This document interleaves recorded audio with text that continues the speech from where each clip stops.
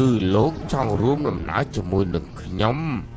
បើរួមដំណើរមិនរួមផ្លូវតើមានអីខុសប្លែកពីមានតែសាកសពអត់មានព្រលឹងទៅខ្ញុំកំពុងតែសើចកូនប្រុសពេញសំណាក់តែបែរជាកំសាដូចជាស្រេងចឹងទោះជាពួកលោកយំតាំងពីមេឃងងឹតដល់ភ្លឺក៏ដោយក៏មិនអាចយំរហូតដល់ចៅតង់ស្លាប់បានណាលោកមេតបឆៅមួយពព្រិចភ្នែកមេមន់ខ្លាចតិចជាទាមើលកឆៅក៏អឺកតមនេះខ្លាចជាលោកមេតបឆៅទៅហើយហ៎កលតិសៈនេះពិតជាប្រែប្រួលលឿនមែនខ្ញុំអស់លំទោនបំរើចោលក៏ពិតគឺដើម្បីសម្លាប់ចោលតែប៉ុណ្ណោះមនុស្សម្នានិយាយថាក្នុងចំណោមមេតបមានលីពូបូកទាំងលំពេងនៅក្នុងដៃលោកមេតបទៀតហើយនិយាយថានៅលើឋានមនុស្សកម្របានជួបក្នុងលោកគ្មានគូប្រៀបទេមនុស្សតូចតាច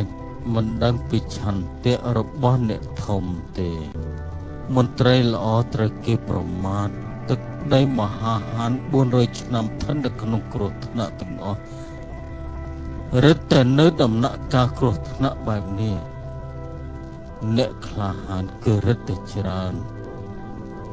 ឲ្យតែអ្នកដែលមានឆន្ទៈសុទ្ធតែអាចសម្លាប់ចោលយកគុណសម្បត្តិ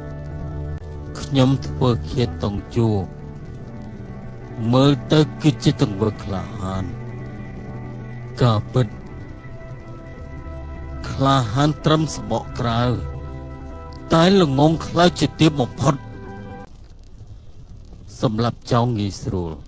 សម្រាប់កិច្ចការធំពិបាកបើលើកទង់ជ័យឡើងហើយគឺពួកយើងមានគ្រោះថ្នាក់ដល់ជីវិតគ្រប់ពេលដើម្បីកិច្ចការធំទូភ្នំកំបិតសមុទ្រភ្លើងក៏ខ្ញុំមិនខ្លាចដែរ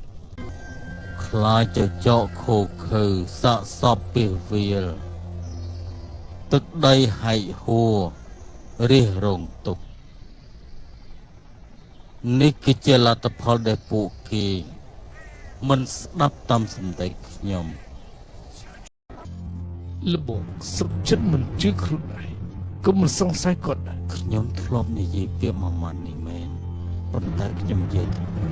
មនុស្សដើម្បីស្បៀងកន្លះតើហ៊ានក្បត់នឹងមិត្តភក្តិសភាពការពេលនេះគឺគ្រោះថ្នាក់ណាស់ចិត្តមនុស្សមើលមិនធ្លុះទេ